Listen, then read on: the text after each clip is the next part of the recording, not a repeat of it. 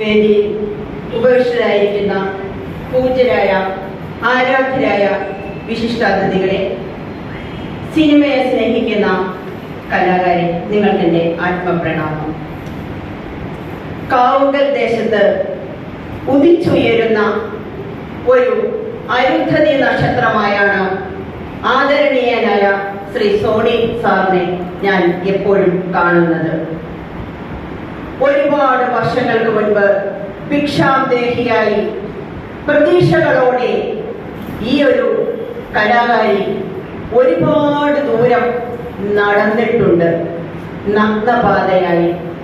അപ്പോഴൊക്കെ എന്റെ താവഴികളിൽ ഒരു അസിസ്റ്റന്റ് ഡയറക്ടറോ അസോസിയേറ്റ് ഡയറക്ടറോ ആർട്ട് ഡയറക്ടറോ മേക്കപ്പ് മാനോ സ്ക്രിപ്റ്റ് റൈറ്ററോ ഒന്നുമില്ലാതെ എല്ലാം ഒറ്റയ്ക്ക് ചെയ്തുകൊണ്ട്, വൺമാൻ ഷോ എന്ന് മറ്റുള്ളവർ കളിയാക്കി പറയും എങ്കിലും ഒറ്റയ്ക്ക് അത്രയും കാര്യങ്ങൾ ചെയ്തുകൊണ്ടാണ് ഇന്നലെ ഞാൻ 80 വർക്ക് പൂർത്തീകരിച്ച് റിലീസ് ചെയ്യുന്നത്.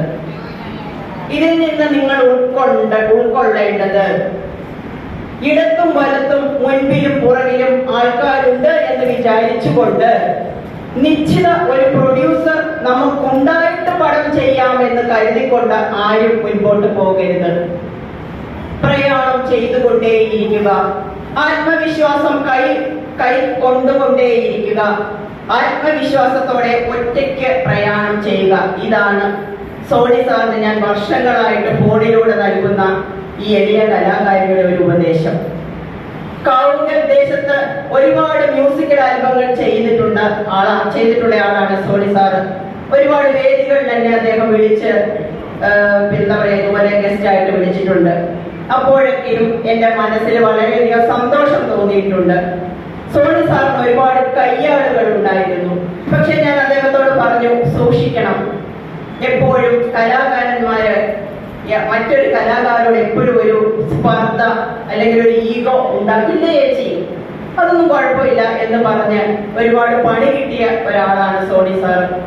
ഇന്ന് മാൻകോട് പ്രൊഡക്ഷൻസിന്റെ പ്രൊഡക്ഷൻ നമ്പർ 7 അദ്ദേഹം ഒരുപാട് ദൂരം ജൈത്രയാത്ര ചെയ്തുകൊണ്ട് ഒരുപാട് പ്രതിസന്ധികളും വൈതരണികളും ഉൾക്കൊണ്ടുകൊണ്ട് അല്ലെങ്കിൽ അതിനെ മറികടന്നുകൊണ്ട് അദ്ദേഹം ഒരു സിനിമ ചെയ്യുന്നു എന്ന് പറഞ്ഞപ്പോൾ ഏറ്റവും അധികം അഭിമാനിക്കുന്നത് ഞാനാണ്. സാറിന്റെ ഈ സിനിമയ്ക്ക് എല്ലാവിധ അഭിനന്ദനങ്ങളും ആശംസകളും പ്രാർത്ഥനകളും ഞാൻ അർപ്പിക്കുകയാണ്.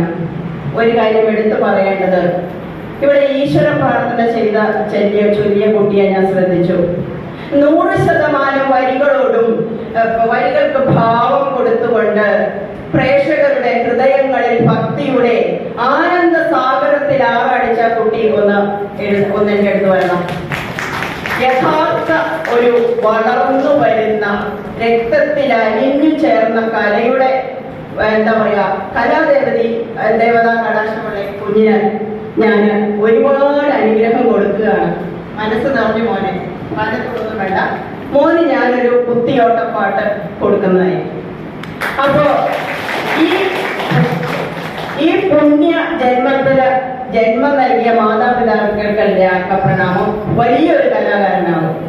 പിന്നീട് പറയാനുള്ളത് ഒരു വാക്കും കൂടെ, ഒരു സിനിമയിൽ അഭിനയിക്കുന്ന അല്ലെങ്കിൽ അതിന്റെ ഏതു രംഗത്ത് നിൽക്കുന്ന, ഏതു കർമ്മ മേഖലകളിൽ നിൽക്കുന്ന അസിസ്റ്റന്റ് ആയാലും അസോസിയേറ്റ് ആയാലും പ്രത്യേകിച്ച് ആർട്ടിസ്റ്റ് ആയാലും ഒരു സദസ്സിനെ അഭിമുഖീകരിക്കുമ്പോൾ ഇതുപോലെ സ്ട്രെയിറ്റ് ആയിട്ട് നിന്നുകൊണ്ട് ഉച്ചത്തിൽ അക്ഷരസ്ഫുടതയോടെ സംസാരിക്കേണ്ടതുണ്ട്. ഇതിലെ നായികയായിട്ട് അഭിനയിക്കുന്ന കുട്ടി മുതൽ ഇവിടുത്തെ കൊച്ചു കുട്ടികൾ വരെ അവർക്ക് സഭയെ അഭിമുഖീകരിക്കാൻ ഒരു എന്താ പറയാ ഒരു വഴക്കം വന്നിട്ടില്ല. അപ്പോ സോണി സാറിനോട് ഒരു അഭ്യർത്ഥനയുണ്ട്. ഇവർക്ക് പരിശീലനം നൽകുമ്പോൾ കണ്ണിന്റെ ചലനങ്ങളും കരയുമ്പോൾ കണ്ണുനീര് മാത്രമല്ല, ഞാനിപ്പോ എടുത്ത ദായമക്കയിൽ ഒത്തിരി പേര് ചോദിച്ചു എങ്ങനെയാണ് മൂക്കിക്കുളമാണ് ഈ മ്യൂക്കസ് വരുന്നതെന്ന്. ഗ്ലിസറിൻ ഇട്ടാൽ കിട്ടുന്ന ഒരു സംഭവം അല്ല അത്. കലാഭവൻ ചെറിയ സിനിമയില് ഗ്ലിസറിൻ ഇട്ടാൽ കണ്ണേ നിറയുകയുള്ളൂ, മൂക്കിക്കൂടെ മ്യൂക്കസ് ഒഴുകുന്ന ആ ഒരു സംഭവം ഇല്ല. അപ്പൊ ഞാൻ പറയുന്നത് ഗ്ലിസറിൻ ഇല്ലാതെ കരയാൻ പഠിക്കുക, സംവിധായകൻ പഠിപ്പിക്കുക. അതുപോലെ തന്നെ ഒരു ദീർഘനിശ്വാസത്തിൽ പോലും നമ്മൾ ചെയ്യേണ്ട കുറേയധികം കാര്യങ്ങൾ പറഞ്ഞിട്ടുണ്ട്. അതൊക്കെ സോണി സാറ് പറഞ്ഞു തരും. കുഞ്ഞുങ്ങള് ഗൗരി കൃഷ്ണ അതുപോലെയുള്ള കുഞ്ഞുങ്ങളെയൊക്കെ ഞാൻ നോട്ട് ചെയ്തു. ഇരിക്കുമ്പോൾ പോലും ഒരു കൂനിയാണ് ഇരിക്കുന്നത്. സ്ട്രെയിറ്റ് ആയിട്ട് എല്ലാവരും ഇരുന്നേ. ഞാൻ കോളേജ് സ്കൂളുകളിൽ ക്ലാസ് കുട്ടികൾക്ക് എടുക്കാൻ പോകുമ്പോൾ പറയുന്നത് ആദ്യമേ ആരും നമ്മൾ അലസരല്ല. നമ്മുടെ നടുവും സുഷ്മിനെയും ബ്രെയിനും ഒക്കെ ഇതാകട്ടെ, എല്ലാവരും സ്ട്രെയിറ്റ് ആയിട്ടിരുന്നേ. എപ്പോഴും കർമ്മനിരതരായിരിക്കുക. അലസ മനസ്സ് ചെകുത്താന്റെ പണിപ്പൊരിയാണ്. ഒരു കലാകാരി എപ്പോഴും ഉണ്ടാക്കേണ്ടത് ക്രാന്തദർശിത്വമാണ്. സംവിധായകൻ എന്തു പറഞ്ഞു തരുന്നോ ആ ഒരു ഷൂട്ടിംഗ് ടൈമിൽ എത്ര ഫോൺ വന്നാലും ആ ഫോൺ ഇവിടെ ഞാൻ ശ്രദ്ധിച്ചു. മാഡം അവിടെ നിൽക്കുമ്പോൾ ഒരു 1000 കോളാണ് വന്നിരിക്കുന്നത്. അത് എന്താ പറയുക, നമ്മൾ അതിലേക്ക് കോൺസെൻട്രേറ്റ് ചെയ്യരുത്. ആ കഥാപാത്രത്തോട് 100% എന്താ പറയാ ഇറുകി ചേർന്ന് ചെയ്യണം. ഒത്തിരി ഞാൻ ദീർഘിപ്പിക്കുന്നില്ല, പറയാൻ വലിയ ആളുമല്ല. അപ്പോ എന്റെ 2ാമത്തെ സിനിമ ഏകദേശം ആയിട്ടുണ്ട്. ഒരു സിനിമ വഹിനി റിലീസ് ചെയ്തു. അപ്പം ഇപ്പൊ 80ആയി. 6 വർക്കിന്റെ ഷൂട്ട് ഈ 3 മാസത്തോടെ നടക്കുന്ന. ഒറ്റയ്ക്കേ ഉള്ളൂ, പ്രൊഡ്യൂസർ ഇല്ല. അഭിനയിക്കാൻ വരുന്ന ഒരു കുഞ്ഞു പൈസ എഴുതിയിട്ടാണ് ഞാൻ ഇത്രയും വർക്ക് ചെയ്തത്. അപ്പോ എന്താ പറയാ, എന്നെ ഇവിടെ വിളിച്ചതിന്, ഇത്രയും പ്രതിഭാധനന്മാരുടെ ഇടയിൽ എനിക്ക് ഇരിക്കാൻ ഒരു ഇടം നൽകിയതിന് സോണി സാറിനും ഈ എന്താ പറയാ മൈക്രോ മീഡിയ അതിലെ സാരഥികൾക്കും നന്ദി രേഖപ്പെടുത്തിക്കൊണ്ട് ഈ സിനിമ ഉത്തുംഗ ശൃംഗങ്ങളിൽ എത്തട്ടെ, ജനഹൃദയങ്ങളിൽ സ്ഥാനം പിടിക്കട്ടെ എന്ന് ആത്മാർത്ഥമായി പ്രാർത്ഥിച്ചുകൊണ്ട് നന്ദി, നമസ്കാരം.